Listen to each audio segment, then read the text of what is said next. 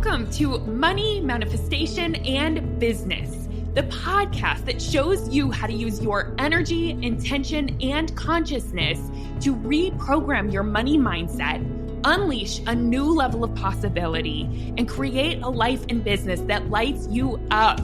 I'm your host, Jamie Berman, and I invite you to join me each week for a dose of inspiration, coaching, and teachings to help you rewrite your money story, create abundance on your terms, and grow your business in a way that's fully aligned for you. This is going to be so much fun. Let's dive in. Hey everyone, welcome back to the podcast. I have another super special guest today, one of my amazing clients. I love to invite them on because, well, with Christina specifically, it's been absolutely amazing witnessing her transformation over the past, year and a half, I think it's been.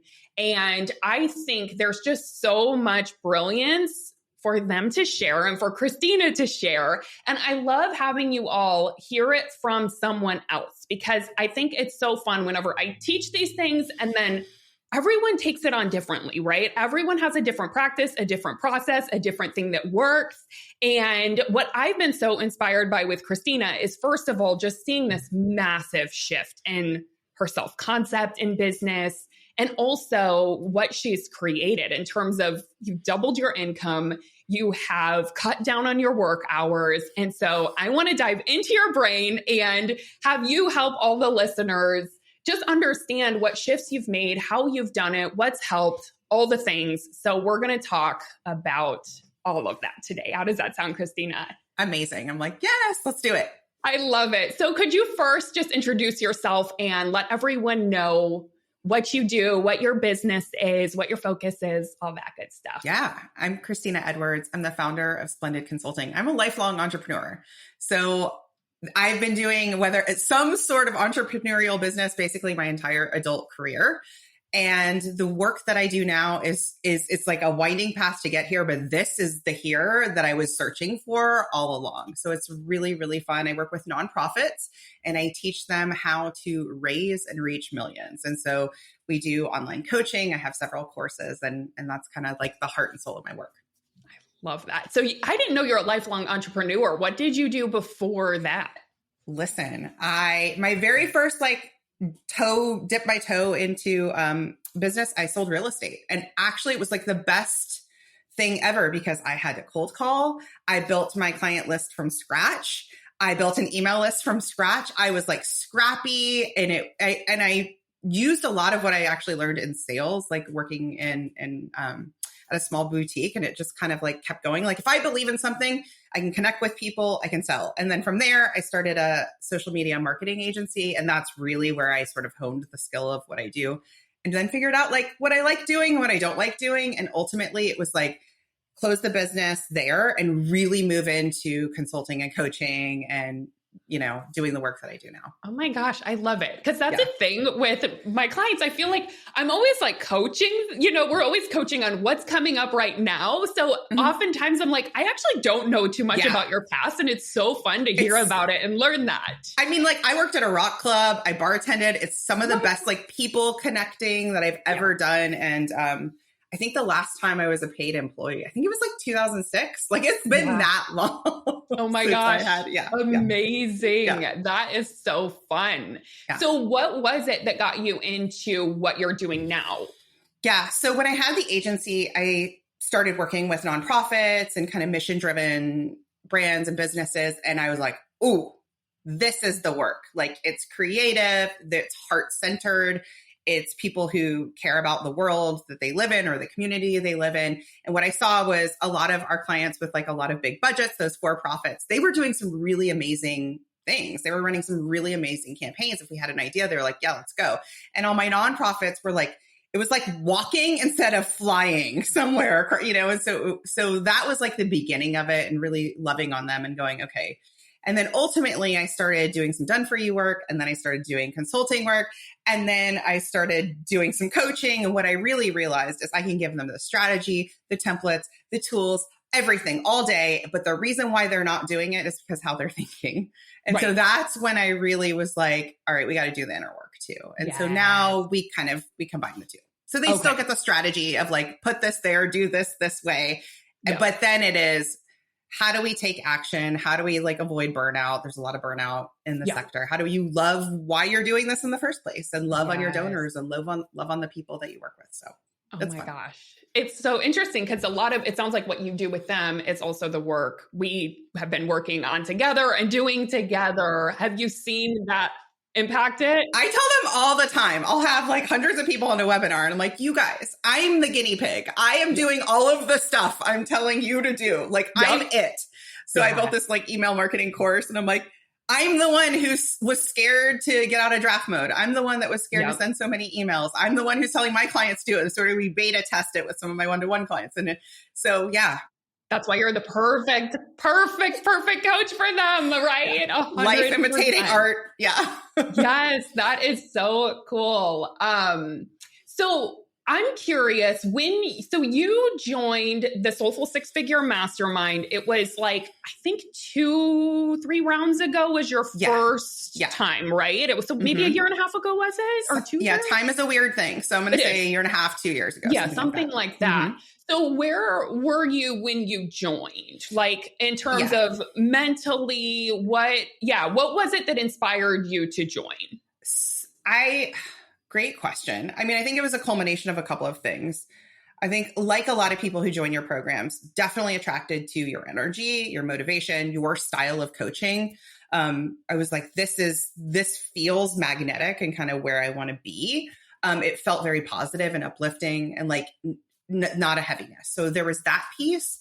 I also was at a point where my revenue was just plateauing. Like I was just making it again and again and again. And when I closed the agency, our top line revenue was multiple six figures, but my take home revenue was never that great. And so when I moved into having a solopreneur business, that increased and that was cool and that was fun. But it was like, I was just making this and I was frustrated. So I was frustrated with making the same year over year and just feeling like I'm working a lot. 2020 happened. I was working like bananas, 2 young kids. And so I just felt really tired. I had joined a program that was not at all the inner work, that was just about like online courses and a lot of the like strategy. But I noticed in that I really did like the community. So I was like, oh, I miss my people. So that was like one thing. But I also noticed in that it was like a fire hose of content, and it made it harder for me to figure out intuitively, like, what is it I want to do? Because there were so many options you could do it in running a online business. And so I think it was a culmination of like, you really simplifying things for online business owners. I remember joking like that thirst cohort being like, we're all like grindaholics anonymous. Like you brought in all of these people who were I do attract grindaholics. Yes! We're like, please tell us the other way to run our business, because we know how to work long nights. We know how to wake up really early. We know how to like just fight for every dollar. And like, certainly there's a better way. Yes, 100%. And you know how to get results doing that. But then it's like you hit a point where it plateaus, or either it plateaus or you plateau. And it's like, I am exhausted and done. So where were you? What was the plateau when you came in? Where were you in your business? Like revenue wise, or what do you mean? I was making the same 100K, like again and again and again. Yeah. Okay. And so it was profitable. It was good. It was solid. And I had this like frustration with it because I knew that I could help more people. I knew that I wanted to help more people. And I just felt like I was on a hamster wheel. Yeah. And so it's really hard to work so many hours a week and just see the same result. Right. Yeah. And you're 100%. Like, but I was trying a lot of different things. So it's not for lack of innovating. It's not for lack of being creative. It's not for lack of putting myself out there. So it felt very energetic, where it was like, oh, I'm burning off a lot, but my results kind of the same. So I'm so curious, like looking back, and sometimes it's harder to even look back at like, oh my gosh, a year and a half ago, what was the shift? But if you were to kind of like sum up what made the difference and what allowed that to shift and for you to actually start bringing in more income.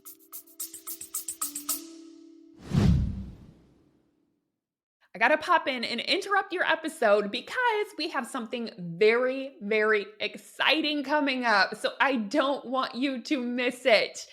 Here it is. The Soulful Six Figure Mastermind is opening applications on May 1st. So mark your calendar because you do not want to miss this. It only happens twice a year. Now, the Soulful Six Figure Mastermind is a transformational coaching container. It is my most high touch coaching container. So let me tell you a little bit about it. It is for coaches and service-based entrepreneurs who are ready to grow their business using energy and intention and consciousness and basically all the things that you are learning on this podcast, only you really learn to implement it in your business with me as your mentor and coach. You get a lot of coaching, which is so incredible. So many shifts happen for my clients that go through the Soulful Six Figure Mastermind. And I would love to have you. So whether you are an entrepreneur growing to your first six figures or scaling beyond six figures up to seven figures, there is a spot for you. We have two different cohorts. We have our growth cohort and we have our scaling cohort. Now, if you want to get first access to applications, here's what you're going to want to do. You're going to want to get on the wait list because we have a limited number of people that we accept each round for the mastermind. So go to jamieberman.com/mastermind and make sure you're on the wait list so you get first access to doors opening. Okay, I'll let you get back to the episode. Yeah, I think very, very simply, a really great coach believes in you and is like, I got you. And they're pulling you forward. Not only they're nudging you, but they're literally holding their hand out and they're like, I got you. And you were doing that. So you were like holding on to the belief for me of like, this isn't the bad, Chris. Like, go, like, you got this. So even just for somebody else to be like, you got this, you can do it. I know you can.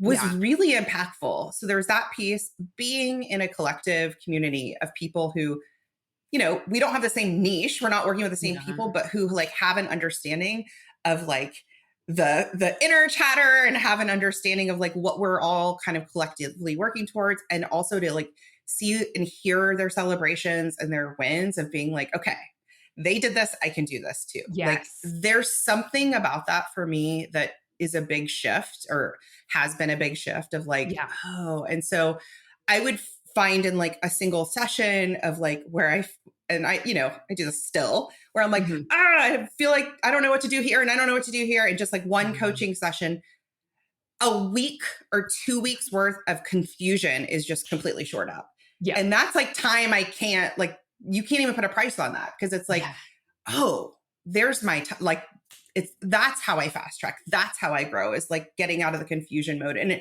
my confusion mode is usually like hidden and looks like creativity mode or like an idea mode. Yeah. Totally. Yep. 100%. Oh my gosh. I love that so much. And the first round for you of the mastermind, I do remember it was so much about slowing down in terms of not overworking, not feeling like you had to have so many offers and had to be doing so many launches all of the time. So I remember the first round, the results that you created were, I think you still were around 100K, but you were changing the way you were working so much. Yeah, I was stair stepping. And I think it was like, I came out of this program. I did have some time in between this online course program that I was in, but that was so heavy on like, launch. Like a lot of almost like masculine energy, even as I think about it, of like push, grind. And so like, that was what I had been taking on in my business for so long that we sort of unraveled that while keeping, listen, my funnels still exist. They're rocking like while keeping like the underpinnings of what I learned with that. But it was like, how do I keep that and also kind of change how I'm thinking about it? So there was that piece. Yeah. And then the other piece was like, I was increasing. So I was like increasing some, but it wasn't like this. I really wanted the like huge growth and I just wasn't seeing that. But what did happen was like the lagging. So it was like, I spent time, I think, slowing down, but also releasing some of those like unhelpful beliefs that I felt like I need to do this. I have to do this. And then what I was doing was like seeding. So the 6 months after the mastermind, those were really fun months for me, like revenue wise, because I was like, oh, okay. So it felt like, planting like tulips, because I think you're supposed to do that and then you don't see anything till boop, they pop. Yes. And that was that version of the mastermind of like believing, seeding, knowing it's coming, but not quite totally seeing it just yet. Yeah. Yes. Totally. And I think that is so normal. It's like a lot of times I see that with like the first time you get into this work or start learning about manifestation, whether you're just coming into the movement or it's the mastermind, and it's different for everyone, but a lot of times it's the foundational work first. And then like you said, it's like, oosh, afterwards. I've had so many people that are like, oh my gosh, right after, like all of a sudden the windfall happened. And like, I'm so glad I held on to belief. And again, like you said, you were doing it incrementally. And I remember didn't you cut your work hours down to like 25, which was a huge change from where you were, right? Yeah. So I had built a business that just modeled a corporate business. Yeah. Like I told you, I don't know that I've ever worked in an office. Like maybe when I was, I don't know, an intern somewhere. I'm not sure. I don't know. Yeah. I've been in an office. I know what offices are like, you know what I mean? But I've never really, but I built a business that mimicked like clocking in, working 9 to 5. And I has had definitely, I think in that first round, that light bulb moment of like, I can create any business I want. I have 2 young children. Why don't I figure out what that looks like? Like, and for me, that doesn't mean like, oh, they get out of school early every day, but it's like, oh, do I want to block my calendar? I block my entire calendar. There's a weekend May coming up because I don't know what the fun thing at school will be, when it will be. So I'm just blocking it and being like, oh, I don't have to hurry and rush places. And so that has been my work, giving myself permission to not start the day at 9 or whatever time we're told to start has been really effective. Giving myself space away from the business has been like a superpower in actually truly creating amazing content, amazing podcasts, things like that. That has really, really helped. Is like, oh, it's when I go away, even if away is a 20-minute walk, or if away is like a retreat, that's when I come back and I'm like, it's like, yes.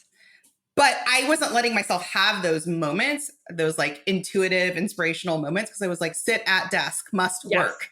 Yes. I remember this, right? I remember you were like, I haven't had an actual vacation where I haven't thought about work or taken off in like, years. And I just remember there was a lot of fear and almost like confusion of how the heck do you even do that?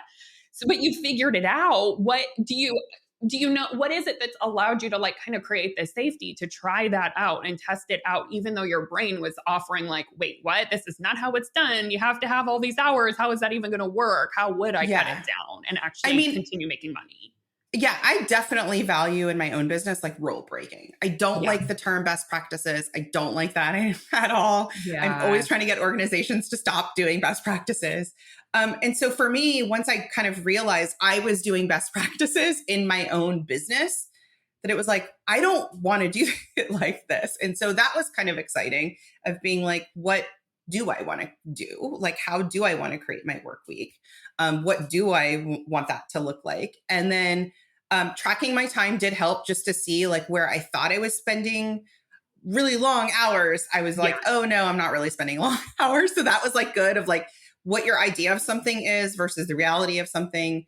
And then realizing like, if it is my goal, which it still is, to work under 30 hours per week, then how do I make that happen? And usually it's decisiveness. Yeah. So not spinning out in confusion. And then my other work has just been really sticking to like core offers and streamlining, that kind of thing. Yeah. Yeah. Which is saying no, so I can say yes over here. Saying no to a little bit of money, so I can say yes to a lot of money, which is hard sometimes because it's not always like 1 for 1 and that easy. Totally. That's huge.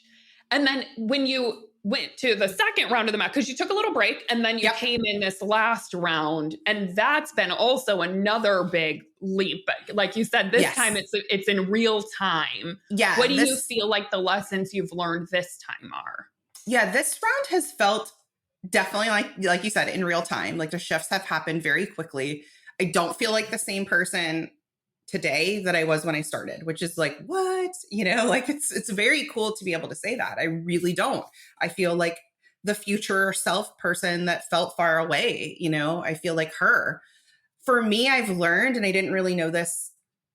I don't think I totally knew this, is I really process things out loud. So when I can say something out loud to a coach, or I can say something particularly out loud to my community and my mastermind, it like, if it's something that is fear, it releases it. It's crazy. Like if I can just say, I'm struggling with this and this is how I feel, and just saying it out loud, it's like it sheds for me versus carrying it with me. And as a business owner, there's so many fears all along the way, every single day. And so I think that really helped me release some old stuff of just getting some coaching in the beginning of things that I was, so there's that piece. And then on the other side of just saying out loud what I want, that is another thing. Because for me, more than writing, more than journaling, more than anything else, saying out loud to another human what I want, it takes like guts. And so to say that has really fast tracked my own growth. So yeah. Good. What have been some of the things that you have tapped into that you realized you wanted? I realized that, well, I think just saying out loud, like, I want to work less. I want to work less. And it's okay to want to work less. Right out of the gate, I knew that my work was to figure out how it could be possible for somebody to work less and make more. Because I wanted those levers, but it was like my brain was really stuck on time, money, those two. And so just to really like noodle around, and then also be around other people who were in fact making more money in less time. It's like, okay. So even just seeing it modeled for me was really, really helpful. And then just saying like, yeah, that's what I'm working towards too. That's what I'm claiming. Yeah. And that was your sacred business project, right? Mm-hmm. Was to make more working less. Project Easy Abundance. That was it. That's the best way to put it. Yes. Like, yeah. And there's something so powerful about like holding that as a project for 6 months of knowing like, this is my focus. This is what I want. This is what I'm going for, and figuring out how to make it happen. And you have. Yeah. So what have been some of the other results that you've created since doing this work, since learning about manifestation and doing your work around money and getting coached consistently? Yeah. Okay. So I would say the first is just, I really do now believe that time and money are separate. Like they don't, like I really do see that. I do see that. Last week, I worked 7 hours because it was a spring break week. And that's how long I worked. I worked 7 hours and the money flowed in, revenue flowed in, and it had nothing to do with the 7 hours I worked.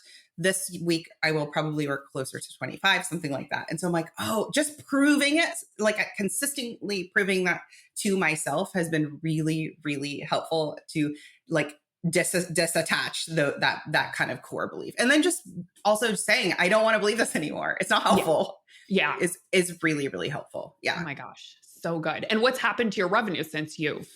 Yeah. I mean, I know we've had to do some coaching around it because it's like my self-concept is still catching up to the revenue because my revenue has grown. I log into QuickBooks and it's like, congratulations, you're up 50% from last year. And I'm like, are we sure? And I'm talking to my accountant. He's like, hey, we need to talk about you opening up a 401k in your business. I'm like, we do? Like these types of like things. I've also noticed that I've stepped into, I'm not somebody who has a freelance business. I never felt that way, but I have a business.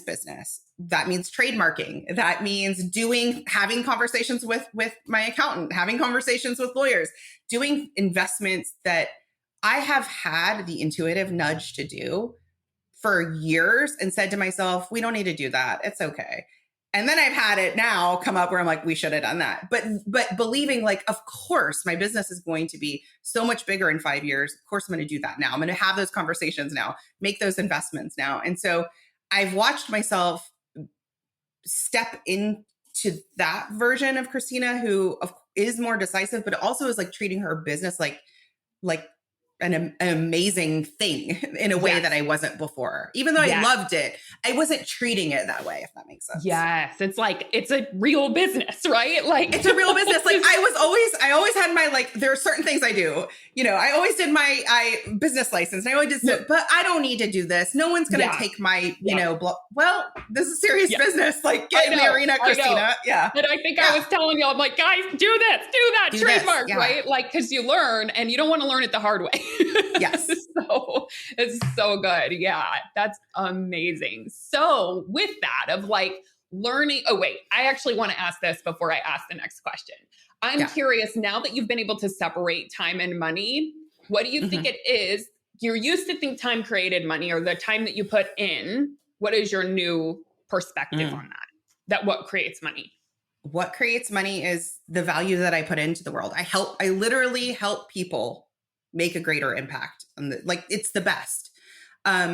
It's service. It's getting in front of the right people so I can help them. And so it is scalable now in a way that it wasn't before. And so I'm really seeing that it's not about, and for them too, like this is the work we talk about too in my program, is like, it's not that they need to work 50 or 60 hours a week. It's the same work of like, how do they work less and impact more? Because it's possible for me, it's possible for them too. Yes. But that willingness, they have to be willing to do the same work of like, okay, where do I need help? Maybe I need to invest in support, but where do I just need to do a little bit more of the inner work to like actually be more motivated? Ask for my people. It's a lot of fundraising. So it's like, ask for more money, be willing to see, the face of a donor who's like, whoa, that's a lot. I'm like, yeah, it's a lot. Yeah. We're impacting a lot the people. You want to come with us? Are you coming on the ride? And so, just like being able to support them through that process it's the best. So good. And the thing is that I think most people don't realize, what you totally touched on, is that I think when we do take time for ourselves and we fill our own cup, right? Yeah. And we do business in the way that we want to, we become more helpful because we can think clearer, because it's like we can provide more value.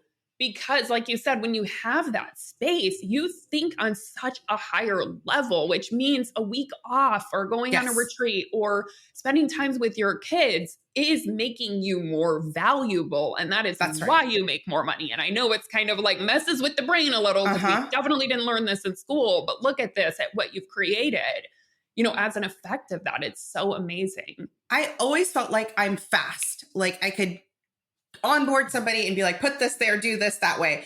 And so it's like, but giving myself the space to really take that speed and also ideate has been really helpful. Giving myself the space. I was at the gym this morning and I'm like, ooh, I got to tell my client this one thing because she's pitching sponsors this week. And it just dropped in. And being able to, just being able to have the space of being at the gym at 9:30 and when I'm supposed to be at my desk is so helpful and also models it for them too. Of making sure that they're not of like, hey, we're going to have an off week this week, or we're going to do a co-working session this week or something like that. So they're like, they're not feeling also like they're filling from an empty cup. Totally. Paving the way. Yeah. So what would you say, Christina, is I always love to ask, what is your manifestation practice? If you look back at how you've created this, what felt impossible. Yeah. At one point, like, how would I ever do that? How would I double my income and work less and actually love my business and have time with the kids and take vacations and all the things? What would you say either the process or your favorite practices have been? And you can answer those separately too. It's funny. Yeah. So two things pop in my head. The first thing when you were saying that is I always used to feel like a type of way of like people who got to go on like yoga retreats. I'm like, who gets to go on yoga retreats?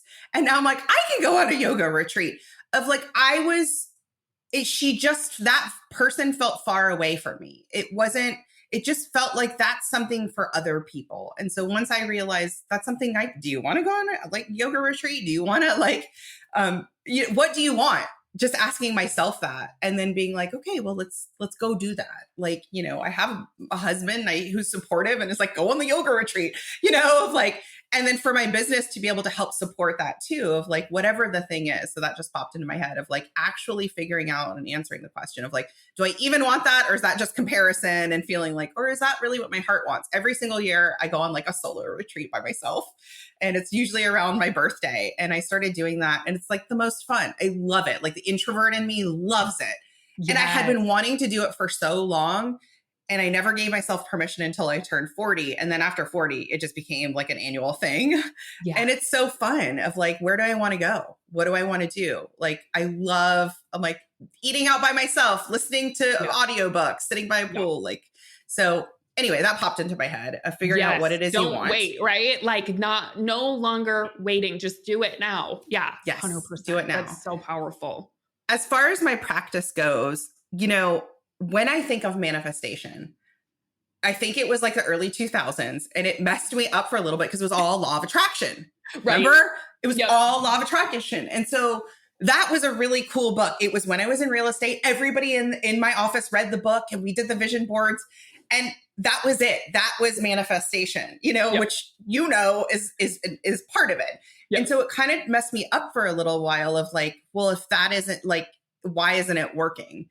And so what I realized through our work together is like, for me, naming it, claiming it, talking about it out loud is part of my manifestation practice for sure.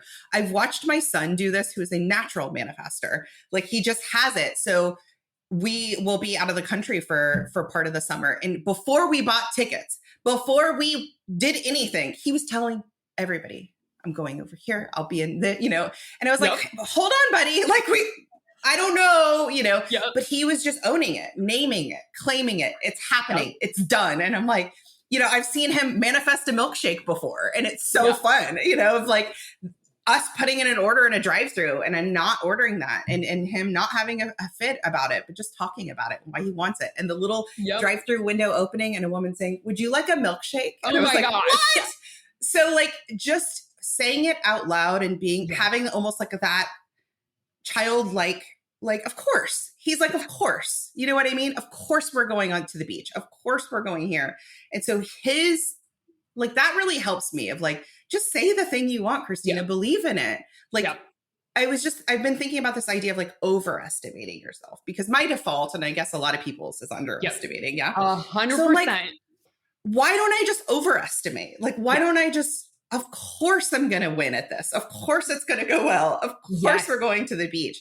Of course I'm going to hit my revenue goal. Of course I'm going to do it in 25 hours a week, instead of like thinking of all the other ways I won't. And for me, it's, and talk about it and say it and visualize it. And so that has been, I think, really, really important for me, is just to like, and that takes guts. It takes guts to like, I think for us in the mastermind, like to say it there feels really safe, even if it feels really scary.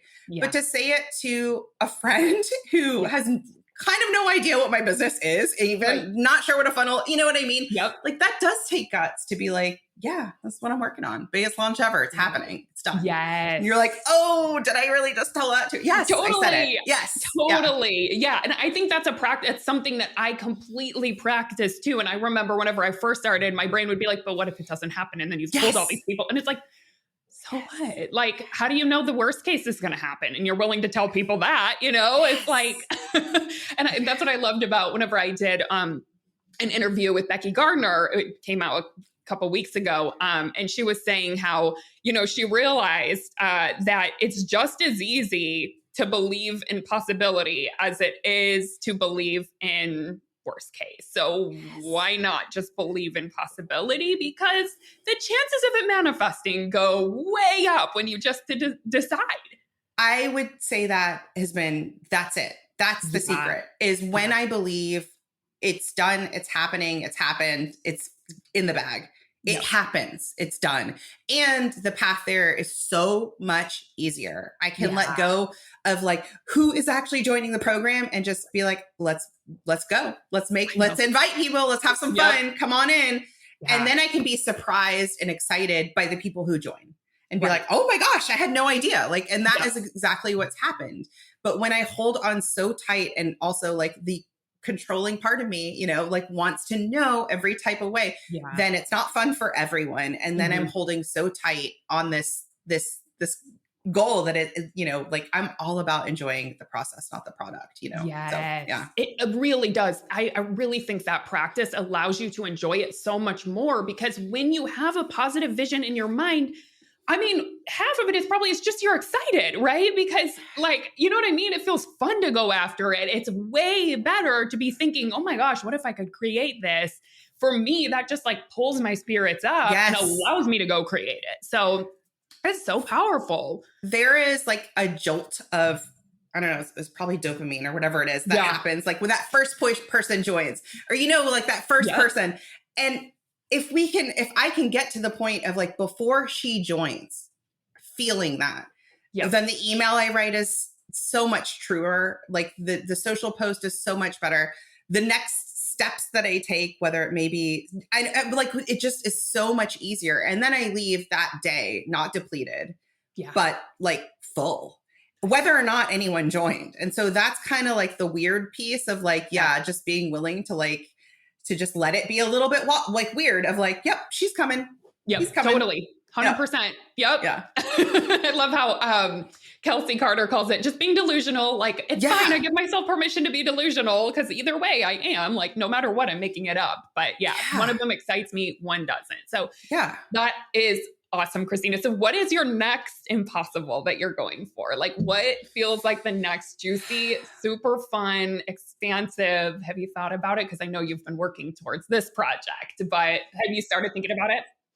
That's funny. I don't know. I don't know what my next is. I mean, it's definitely going to be tied around time and money too, like for sure. Of probably even dialing down the hours, even to get to like closer to 20 a week, investing in more support, which has been part of what I'm doing now, and ditching some beliefs about that, because I had some thoughts about, you know, hiring and managing people, and none of it's true. Like none of it's true. I'm like, they do it better than me, faster than me. They have better ideas than I. And so continuing to like, be like, okay, what does future Christina do? And, and so we'll see. I mean, revenue wise, I'm like, it feels scary, but I'm like, I don't know, maybe 400 or 500, something like that.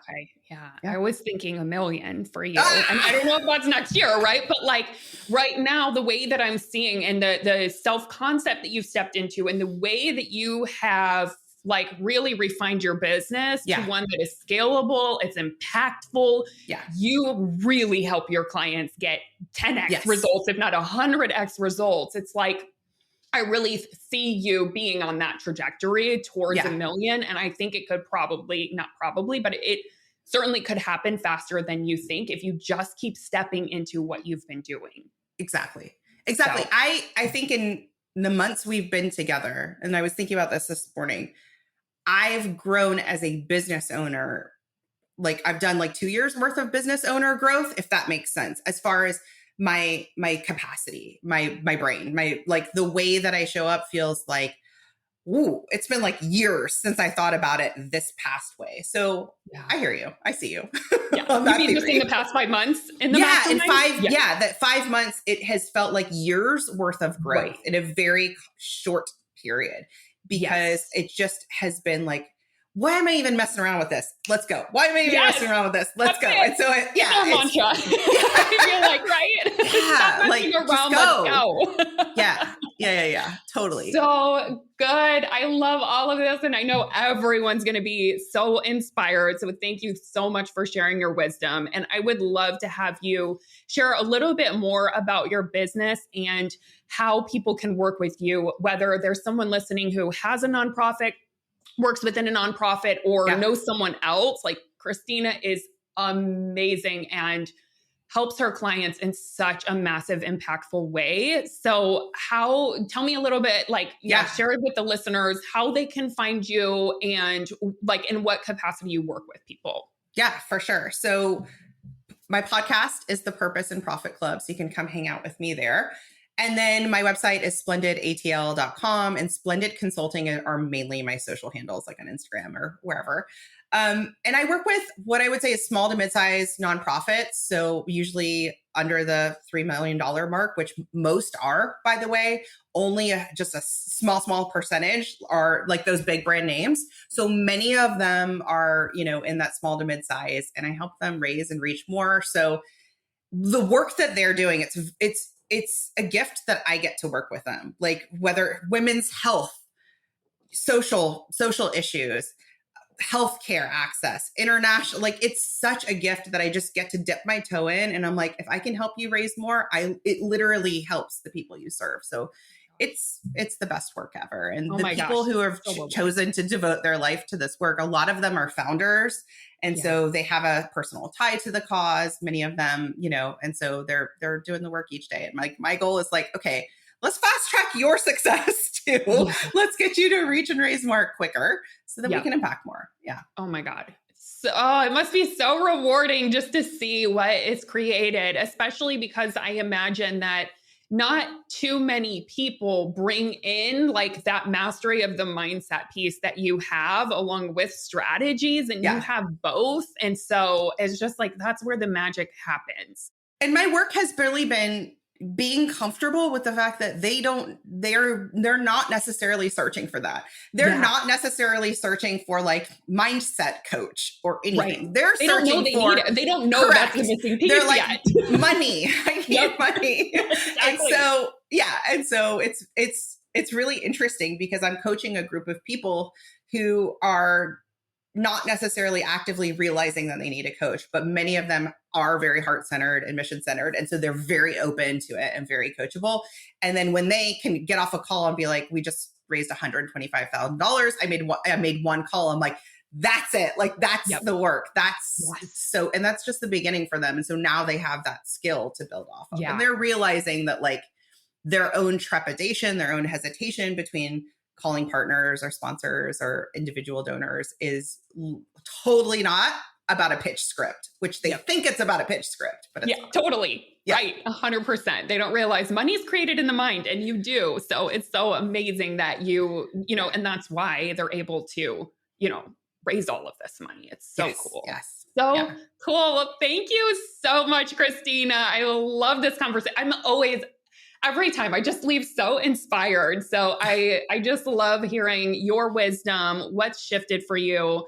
I'm just so proud of all the work you've done. And I really feel so honored that I've gotten to coach you and witness your growth. It's been so fun. It's so fun to share this. And I guess I'll just share too, like, I feel like I've joined these programs before where I felt like, not the underdog, but like, oh, I'm not totally. And it's so interesting to be like, stick with it.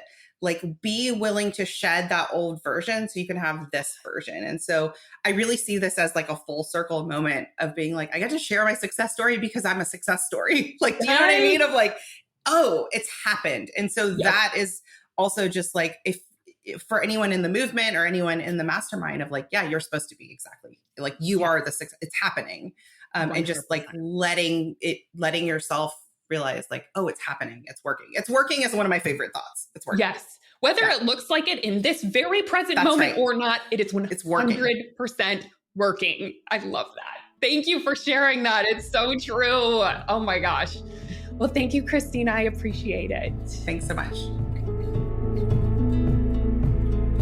Hey, thanks for listening. I hope this episode is something that you'll be able to add to your manifestation toolbox to come back to when you need a little extra motivation. If you like what you've heard today and want to take it deeper, you've got to come check out my signature coaching program, the Money Manifestation Movement. It's the place where you'll not only learn manifestation, but you'll begin to live it alongside me and an amazing community of like-minded entrepreneurs doing this work together. Head on over to jamieberman.com to learn more.